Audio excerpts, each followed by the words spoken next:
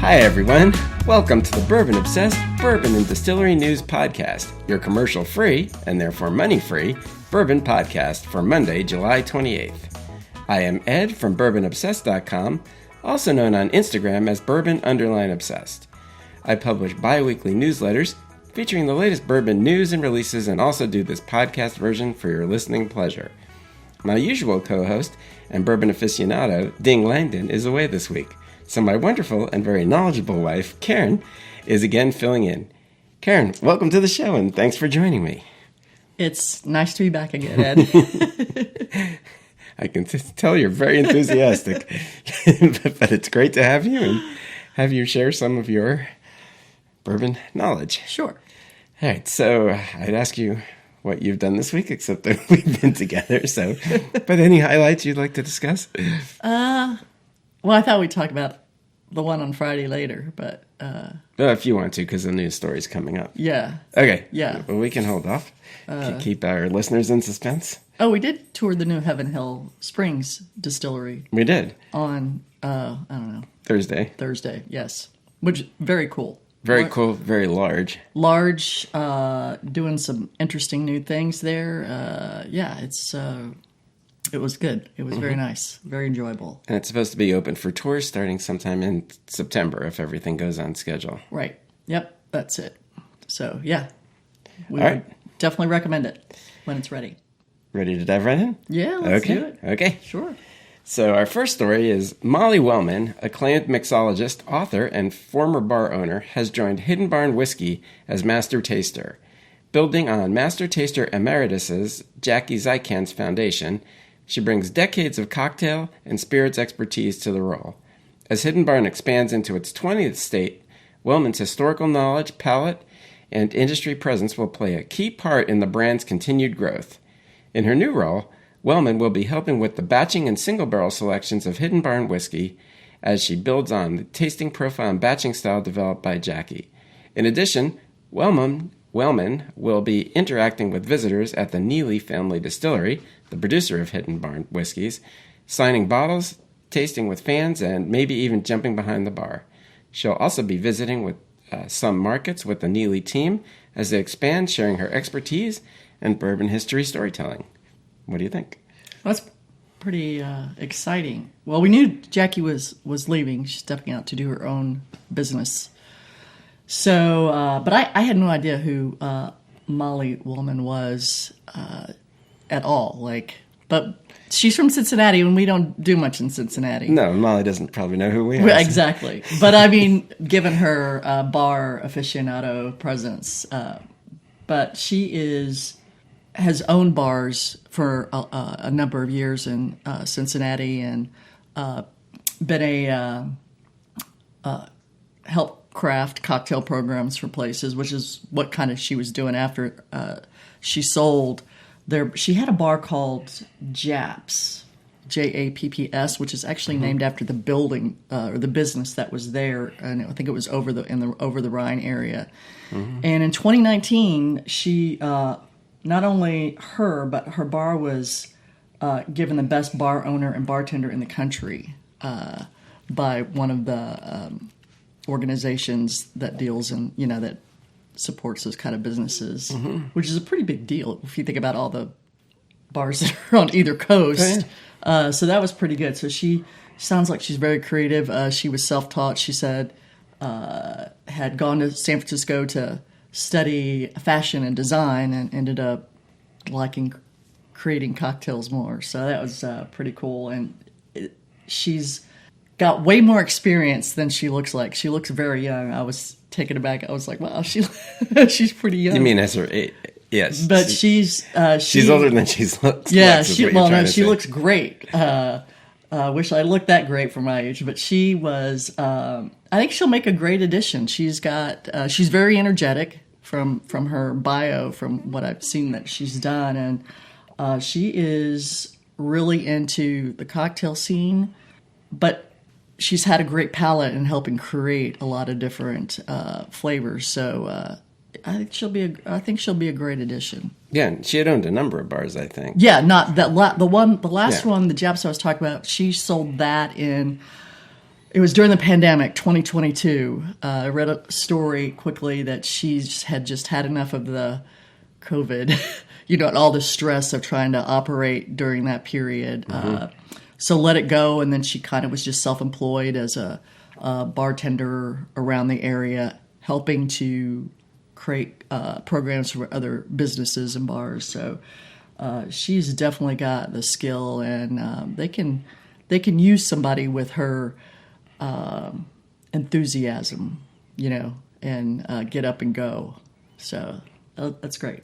Good for them. Well, and certainly I think her skill set is going to be very well suited to helping blend and create the new brands. Yeah, and she is very well known in the bar scene, certainly in that Cincinnati area. And and that's only helpful to the Neelys for sure. Yep.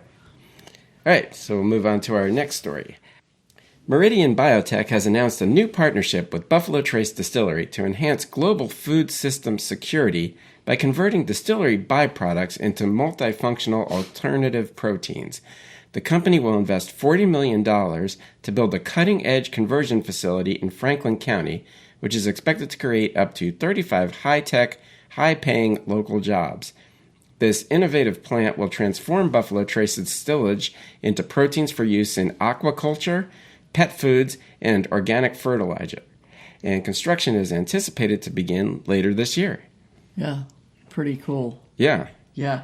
So I didn't know what Meridian Biotech was, but it is a company. They've developed this platform of sustainable, this is on their website, of sustainable and transformative technologies that repurpose or upcycle low-value byproducts, stillage in Buffalo Trace's case, from multiple fermentation industries to produce value-added multifunctional feed ingredients for a variety of major and niche global markets. So they are really going to help those farmers out here. There's no way those guys could take all this stillage anymore, and they probably haven't been able to for some time. But this is a great alternative to just dumping it or getting rid of it when other sources can't use it. And what I thought was interesting, they're not saying where it was actually located yet, but they'll do that later this year when they break ground.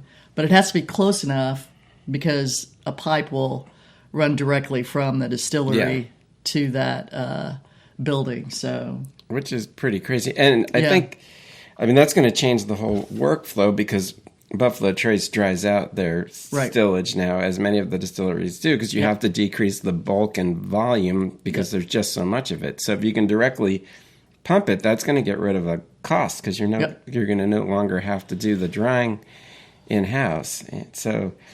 And this is just a movement across the whole distilling industry. We were just talking about it at Heaven Hill Springs as well, because they have plans to do, not this neighboring facility, but they have other plans to put their stillage to good use as well. Well, they are still using dryers, but there is a third an outside company who will take all of their byproduct and source it as they see fit. So Heaven Hill will be out of they're not a middleman trying to sell to A, B, and C. They're just going to basically very much similar like this. But when we were in Bardstown, I ran into a gentleman who had done some work at the Booker No plant in Boston, and he was telling me that their stillage gets pumped into these huge tanks, which is what he helped set up. He's in the construction side, and so their stillage goes into these huge tanks where they then add enzymes, other chemicals to produce methane, and then the methane goes back to the plant to power the cooks. So everybody's doing their part to try to be green, which is really cool. So this was a good story to hear. I'm glad they're doing that. Yeah, they definitely are. And I assume when it's talking about other fermenting businesses, they're talking about the fuel alcohol. Sure, that's which is even producing bigger, probably, crazy numbers of stillage, which I'm sure they're trying to put to use as well, though. Sure. We usually only do things that have to do with the beverage alcohol industry, so we don't really hear that much, but I assume it translates over. So that's great. And Well, and then, part of the biotech is they want, because the population is growing and there's already areas in the world that have trouble feeding themselves, they're hoping that by producing this, it'll be basically a protein source that it will be able to be distributed and help folks globally, not in our area, just like everywhere. So. Well, and they're not alone in doing this. Sure. When we went to the Beam Industry Conference, there were many talks about, putting the stillage to use, keeping making everything go full cycle, and making use of all of these byproducts, because there are a lot of them, and they have a lot of nutritional value or other value. Yeah. So you definitely want to use them, and that's great. So that's going to be the future. Thumbs up. Yes. All right, next we have I.W. Harper 34-year-old Kentucky Straight Bourbon Whiskey is the rarest release in the brand's 150-year history. Now, I know we're not doing bourbon releases today, but this one sort of seemed a little more like news. It was crafted from just 4 barrels laid down in 1989 at Stitzelweller Distillery and matured for 34 years. This ultra-limited expression was launched in collaboration with Coleman Domingo, 2-time Oscar-nominated actor, director, and philanthropist. Only 5 bottles will be sold out of just 11 in existence, which I find amazing out of 4 barrels, but I'd like to know the story behind that. But anyway, exclusively auctioned via Sotheby's in New York from July 24 through August 7, 2025, with proceeds donated to Native Son, a movement, community, and platform created to inspire, empower, and amplify the visibility of Black queer men. So, very interesting. Yeah, well, it's a fundraiser, basically. Right, for which is why we're Native including Son it here. And organization, which is it's great. Unique. A good cause to support. What's interesting, though, I went on the Sotheby's website. You have to, I kind of look at their auctions here and there. No, I've never bought anything that you know of. But I would think I'd be the first to know. The interesting thing is, though, so the bottles are the 5 bottles are listed. There's some other I.W. Harper products that are old. But currently, the bids, so it's 126.2 proof, which this does not say. I don't think it said what the proof was. So it's high proof. It is dark looking whiskey from the bottle. Sure, 34 years old. Picture on the auction site. Current bids on the 5 bottles range from $1,700 to $3,000. The Sotheby estimates that the bottles will go from anywhere between $3,000 and $5,000 a piece. But what do we have? A week and a half left already. So it's got a long way to go. No, it's not going to go up more until it'll go up till the end. At the end. But then I tried to call. I wanted to know if they would tell me who actually distilled it. I didn't ask where. I just said if they knew who distilled it, or if it was distilled. I think I specifically asked if it was distilled at Stitzelweller, which is kind of what the press release suggests. But the description on the website for the auction does not address that at all. It basically says the same thing here. I have not received a call back. I probably will. It was just late on Friday when I did it, so it's not like, they're ditching the question. And the gentleman may not know. And, well, maybe when you enter your credit card information, you look like a real buyer. Yeah. They have my credit. You have to have an account to actually access the information. What's our bid?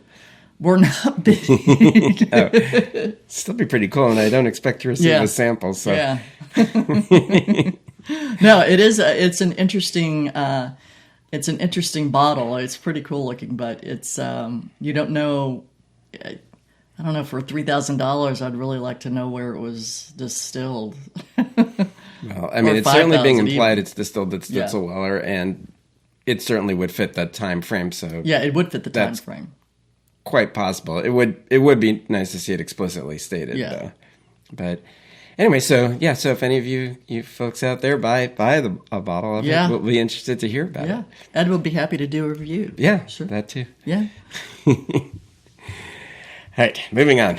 I didn't realize. So same company. So Diageo, who owns I.W. Harper, has announced that Deborah Crew has stepped down as Chief Executive Officer and as a board director with immediate effect by mutual agreement.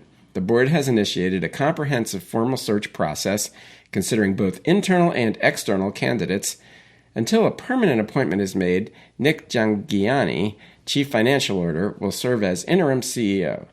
Deborah Crew became CEO in June 2023 after serving as a non-executive director, president of Diageo North America, and Group Chief Operating Officer. Guidance for fiscal 2025 and 2026 remains unchanged from the May 19, 2025 Q3 trading statement. Fiscal 2025 full-year results will be reported on August 5th, 2025 as planned. So it sounds like business as usual. Yeah, it does. Do you know anything about Diageo? They're really not that old. So she was only the fourth CEO of the company. It was created in 1997 in London. It was a merger of Guinness, PLC, and Grand Metropolitan. Guinness, we know, the beverage, company. Mm-hmm. But this Grand Metropolitan was a different kind of business. They had hotels, casinos, they even breweries, which is probably why that connection happened. And then they also had consumer products. So they joined in 97, and as they were going, they decided to liquidate other companies to focus on the beverage and spirits industry that they had created. And because they had owned Pillsbury.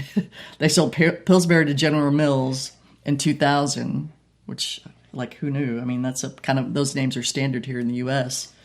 They had owned Burger King, and they sold that to U.S. Texas Pacific in 2002. So they were, quite the conglomeration. And now they just focus basically on the beverage industry worldwide, spirits and so on. So I didn't know anything about them other than we know the company, the bourbon distilleries that they own. Because their major brands are Johnny Walker, Guinness, and then a number of American brands, George Dickel and Balcones, and they also own some Bullet and Stitzel Scotch distilleries also. So yeah. Well, but I didn't know anything about them, so now they're the without a leader. Spirits brand in the world. Yeah, so. Yeah, but I still didn't know any. I mean, you just hear the name all the time, and I was like, who are these people?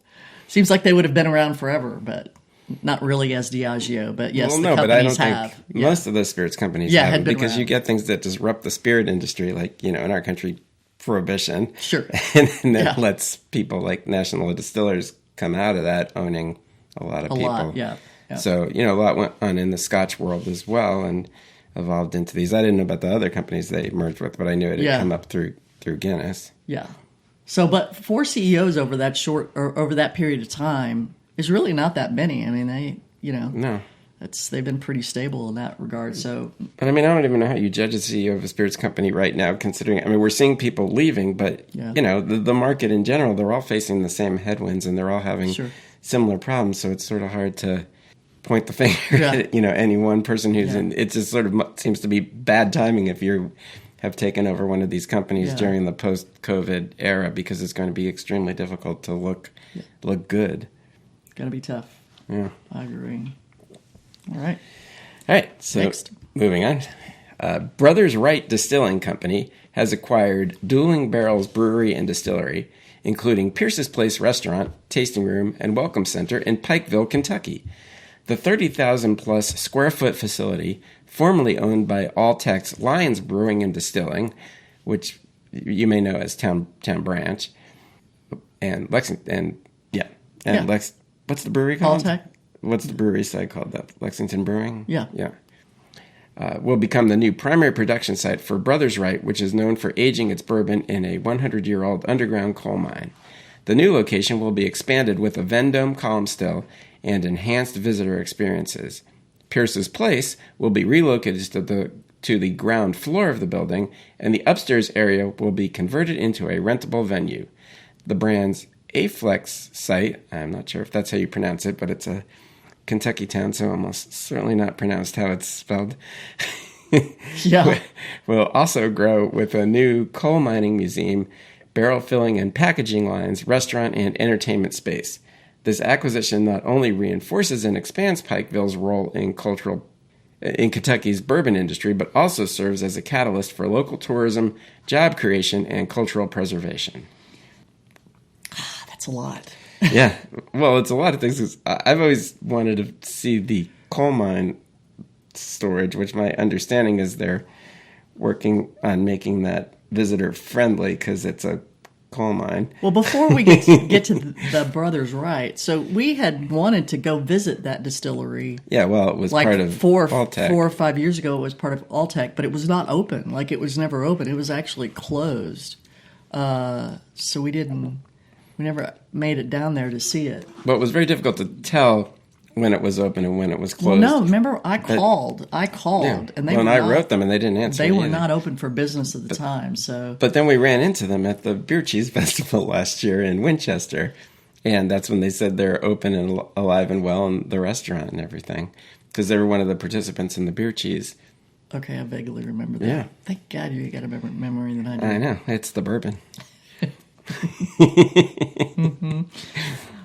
But the Brothers Wright, so they're not brothers. And if you haven't been to the Beer Cheese Festival, as an aside, not as Winchester, as a plug, but it's good. Yes, and it's enjoyable. You won't want to eat beer cheese for the next 6 months, but you'll really enjoy it while you're trying all the different varieties. It was great. I would go we again. had a good time.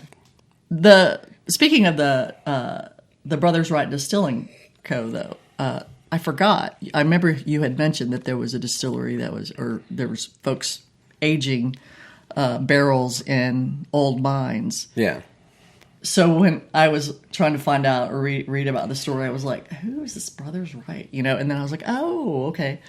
So I did a little more research. They, in 2020, they bought land, like over 1,000 acres in Pike County. So it's on the banks of the Tug River. It's very close to, I guess, to West Virginia. And they were restoring that as a corporate retreat type place. 1,000 acres is a lot of land. They came across some old mining maps. Now, I can only imagine how excited the gentleman got, because prior to that, I can't remember which brother it is, but he used to come up here and tailgate at UK games. Mm-hmm. We live close to campus. So, and he had met Lincoln Henderson, and they would hang out and tailgate and talk about bourbon. And at the time, Lincoln was starting to do Angel's Envy, like getting that process going. He had talked about wanting to age barrels back then in mines, right? So it came full circle. Like, they find these maps, and I'm sure bells were going off. Anyway, they the big bell being we don't have to build rick houses. Yeah, well, yeah. Perhaps. Except, how do you get a mine insured for that's been closed? So the mine that they're using on their property was an actual mine. They have old pictures of trucks and stuff, and but hadn't been used, in years. You got to make sure that it's shored up so nothing falls on your head. And that's my understanding. Before it could be put, certainly before you can have tours going through it, and before you can store large scale in there, they have. Well, they have barrels. Yeah, they have barrels in there now. And right, but I don't think it's on a large scale at this point. My understanding is they need to get all of that shoring up and everything done. Yes. That's what it sounds like. They've got barrels. Which would not be it'd probably be cheaper to build a well, no, it said they had more room for thousands of barrels. Wow. And I don't know where they are in that process. But interestingly, though, I found a press release from October 2023. So before this really had the purchase of the dueling barrels, they were going to their plan was to build a distillery, right? They made a huge announcement, and the governor was there and all that fun stuff. But we know, best laid plans. But anyway, this is a good, that sounds like this is a good fit So it works out. Oh, even better. better. It's already there. Right. So this will be something. And it comes with a whole venue that people can visit in Pikeville, and it's good for Pikeville to keep that going. So it seems like a win-win. So these guys have been in business and other businesses in that area for a long time, so they're well-versed in how business works. I think they'll be successful. It's kind of exciting. I'm looking forward to being able to go down there. We can... Well, I want to go to both places because we've still never been to Dueling Barrels. No, I would love to go to Dueling Barrels. I'd like to see the coal mine. Yeah, the coal mine would be cool as well. So, but that's I don't know. Rickhouses are one thing. Going to a really old mine is another thing. It's a little creepy, but it would be fun. Well, especially one that may not be fully finished, passing its certifications. Yeah. Well, that's exciting news. That's something different for sure. Yeah. Good luck to those guys. Yep. Definitely a cool thing. All right. You ready to move on to our next story? Yeah, let's do it. This is one that we've talked about quite a bit on this show recently. Mm-hmm. Well, on the last news show, I think, actually, it was the last one. Unfortunately, yes. So, Luca Mariano Distillery, based in Danville, Kentucky, has filed for Chapter 11 bankruptcy protection, revealing debts exceeding $34.5 million to its top 14 creditors. And this was according to a news story from the Lexington Herald Leader, our local newspaper. The filing by parent company LMD Holdings came just before a judge was set to consider appointing a receiver to take control of the recently opened distillery. So if you remember, the ribbon cutting was like barely a little more than a month ago at this point. Despite the bankruptcy, owner Francesco Viola expressed optimism, claiming the company has a successful business model and expects to emerge stronger. However, creditors, including top creditor Summit Bridge, which is also known as Summit Investment, which acquired defaulted loans originally held by Truist Bank, which you may remember from the Garrett County story, and is owed more than $25 million, dispute Viola's narrative and have called for a receiver to oversee the property during foreclosure proceedings. So, Eek. Yeah, well, that's a mess, unfortunately. What I found interesting about this story was Truist. So they've lent money to Luca Mariano. That didn't work out very well. No. They got off the hook with that, though, right? Summit is a company that buys bad debt. They're out of Denver, Colorado, I think we learned. Garrett County used Truist. Yeah. Still owe them money. And the whiskey house has debt to Truist. They're not the only one. They're one of a number of other financial institutions. Consortium of It's not just one. It was one of their capital. It was one of their people that.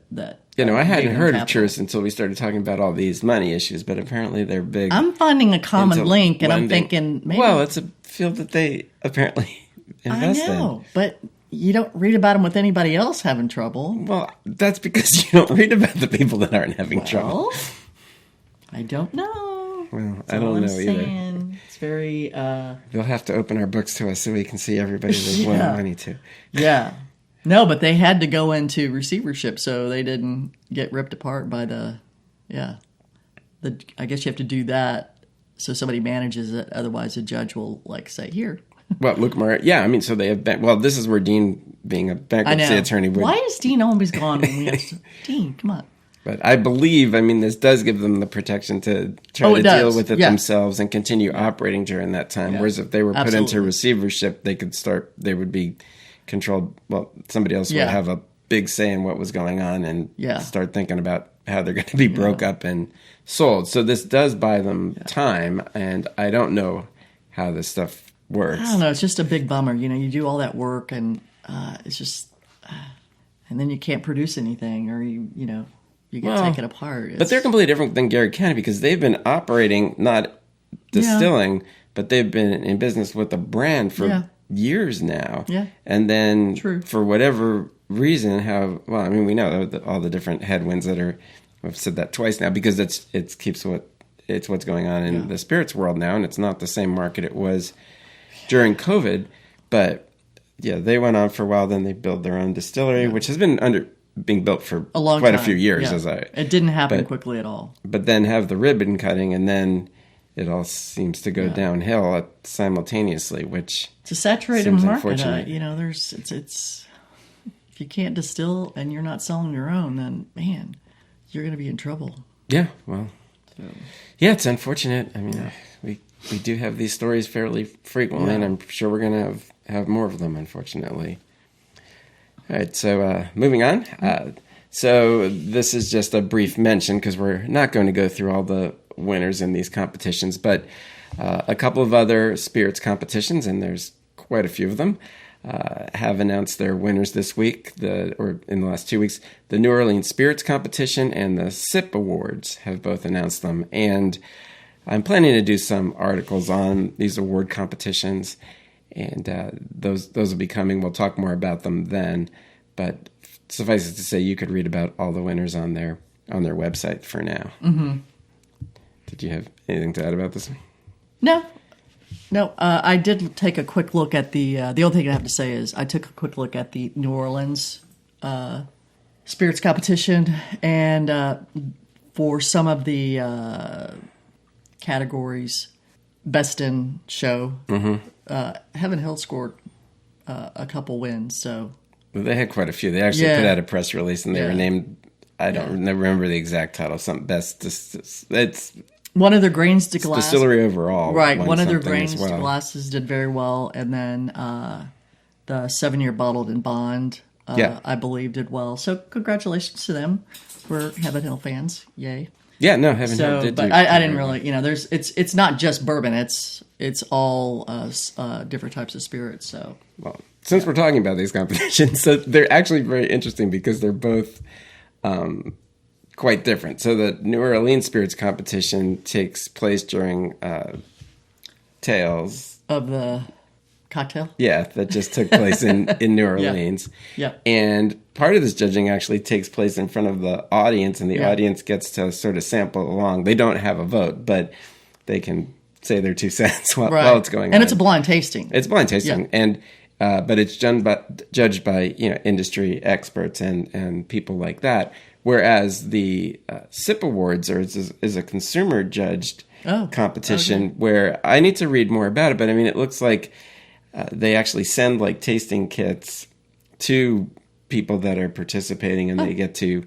taste it. So it's it's actually judged by consumers. And it's judged in a different atmosphere than the usual competition, the best I can tell. Interesting. I didn't know that. Yeah, so, there's a lot of different takes that all these competitions have, which is good because otherwise they'd be all the same. But well, you're going to get a different, my guess would be it would be different if you're having consumers do the judging versus the industry professionals. Well, and it's a huge different thing if you're judging it having all the time in the world to taste them at home than in a actual competition where you're tasting a lot in a short period of time and need to make your decision. Yeah, so it's a very different atmosphere for tasting as well. So anyway, more to come about that. Sure. All right, now our next story has a little to do with all the bottles in front of us.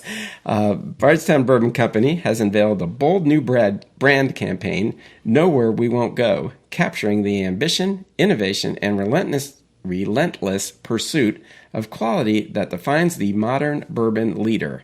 Developed with Forsman and Bodenfors, the campaign features a 30-second film blending Bardstown footage with energetic visuals, animated typography, and a custom jazz meets electronic soundtrack.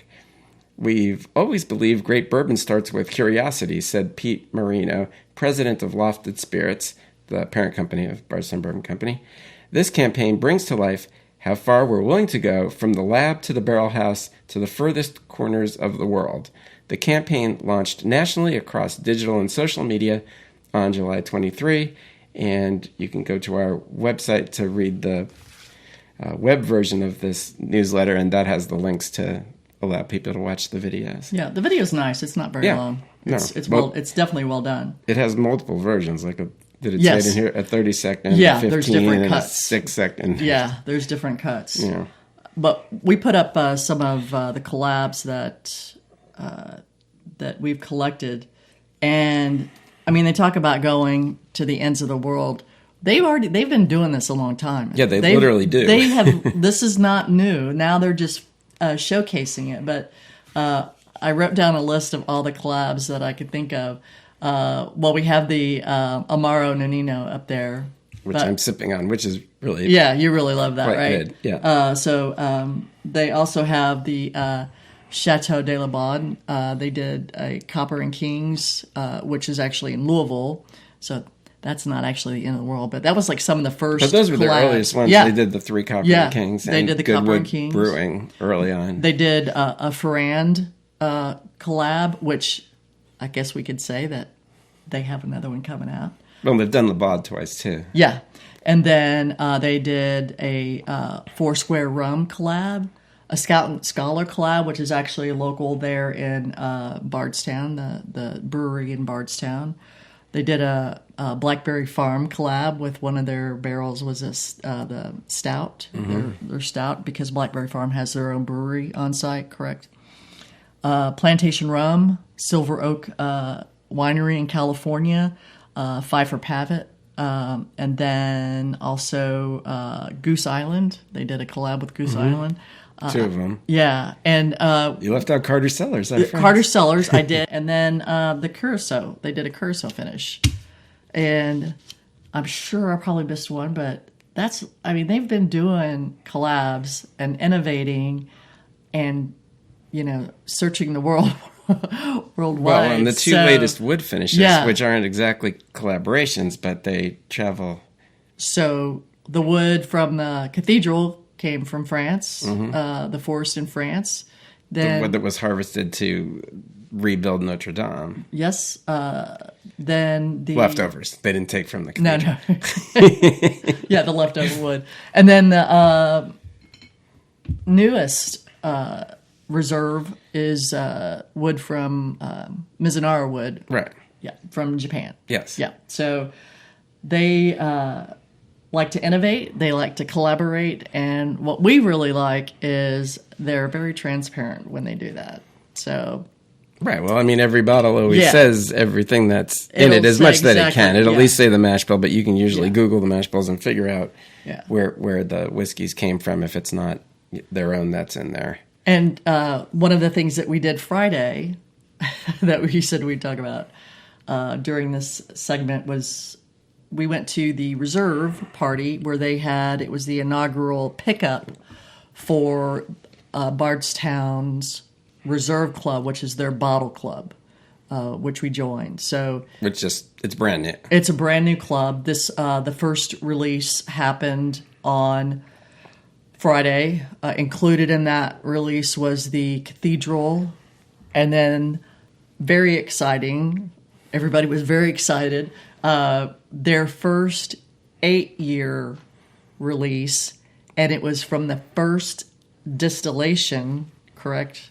That they did, and it was it's a single barrel, correct? Yeah, but we got to single barrel. Yeah, it's a single barrel. Well, there must have been 2 or 3. Well, there had to be more than There one. had to be more than one barrel, but it's very, that was really cool. And it's 8.5 years old now. I mean, it's the oldest stuff that they have, the oldest that they've distilled. Yeah, it was a great event. It was packed, but it was still fun. We got to taste some new products coming down the line, the Discovery 13 and the new Ferrand collaboration. Yeah. It was a great event. It was so much fun. Unfortunately, the club is full now. Yeah. Correct? It wasn't full as of like last week. You could still sign up, but it's full.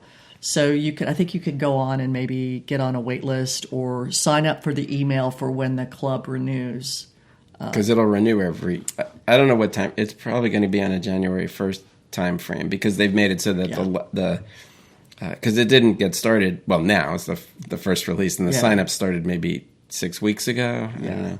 There'll be four releases a year, correct? Or is it just Well, there's 3 this year, but I think that may just because of the timing of it. So it ends in December, so it sets it up to start anew. But I think for the full year, it'll be for January. It'll be kind of forward release. So. Yeah, it was. I'm not positive of that, but we'll It'll be on their website. That's not like Yes. it's hidden information. Yeah. Yeah, if you go to their website, Bardstown Bourbon, there's a link on the drop-down menu. It says the reserve, so it'll give you all the information. Yes. So anyway, well done, guys. Very well done. Yep. And that sounded like an advertisement, but it wasn't. We were actually paid members of the reserve, so yes. That was our own opinion. That's just how much we appreciate them and really like what they're doing. Yes, we are very big fans. All right, and our last story is Brown Forman Corporation stockholders elected the company's recommended slate of directors and ratified the appointment of Ernst & Young LLP for fiscal 2026. Marshall B. Farrer, a fifth-generation descendant of the company's founder, was reelected and named chairman following Campbell P. Brown's decision to step down from the role. The board also approved a regular quarterly cash dividend of 22.65 cents per share, payable October 1, 2025. And I found that pretty interesting because they've paid a regular quarterly cash dividend for 81 consecutive years, and they've increased the dividend for 41 consecutive years. So I think we may own some Brown Forman stock now, but we certainly hadn't over the last 81 years. Well, I'm glad you mentioned that. Because, we know Brown Forman, and they've owned Jack Daniels for a long time, and Old Forester now, and I mean they own plenty of other, Woodford, but that's still relatively new. 96 or so. Woodford was a new brand, but the company has been around since 1870. It wasn't Brown Forman until 1890 when he got a new partner, but it became the Brown Forman Company, and then now it's actually the Brown Forman Corporation. But they've been making product for a long time. I didn't realize how. I know that What's the slogan? Nothing better on the market. Yeah, I know. I mean, I know their story, their history, and that it happened in the late 1800s when they developed the first product. Bottled but but it was shocking that it's been thinking about it, it's been a long time. But the chairman is a fifth generation. I think he's the fifth generation family member to lead the company. So that's pretty cool that they still have family members that are. They have an interesting structure because they're a publicly traded company, yet the family still plays a large role. Well, I thought doesn't the family still own 51%? They did. They don't anymore. As far as I know, they probably do, but okay. I know I do not know the specifics of that. Okay. Although it's a publicly traded company, so well, no, I think could get that you information. could probably find it, but no, and this Marshall B. Farrer guy is he's been with the company for a long time. He's kind of done everything. He was in marketing, he was in sales when he started. Got shipped over to Australia. He did some Latin American work. Came back. This is what was really interesting. He came back in where's it at? Oh, he came back in to the States to help Jack Daniels launch their honey brand globally, right? To get it globally, and then then he got sent back over to Europe. So he's been all over the place in almost, it seems like, every position. So it sounds like he's a good choice to. Usually I can pull out a relevant bottle, but I do not actually have a bottle of Jack Daniel's honey. Yeah, no. But anyway, so congratulations. But to be fair, I don't have a bottle of wild turkey honey either. So. No, you don't. That's the way it goes. All right. Okay, so now we'll just have one little public service announcement for those of you that are heading to the Kentucky Bourbon Festival in just, 6 weeks, something like that.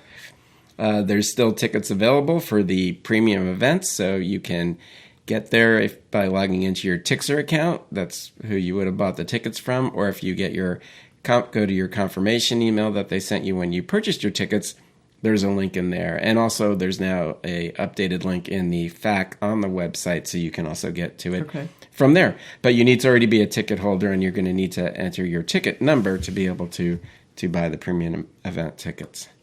Excellent. Yeah. Yeah. It's getting close. Yep. We're looking forward to that. Yeah. Busy time. It is. All right. Anything else you want to say? I think I've talked out. That's not happened before. Hey. Well, that about does it for this episode. I hope you've enjoyed this edition of the Bourbon Obsessed Bourbon and Distillery News Podcast, your commercial-free, and therefore money-free, bourbon podcast. Please be sure to join us next Monday for our new Bourbon Releases podcast. We'll have some exciting ones to discuss. Also, be sure to like and follow us at your preferred podcast provider so that you don't miss an episode. And don't forget to tell all your friends, too. You can also head over to bourbonobsessed.com to check out some of our over 350 bourbon reviews and over 50 distillery write-ups. While you are there, you can also sign up to have my newsletters delivered directly to your inbox. Finally, I can also be found on Instagram at bourbon_obsessed and on Facebook at Bourbon Obsessed, and would love for you to follow me there as well. Karen, where can they find you? Right here.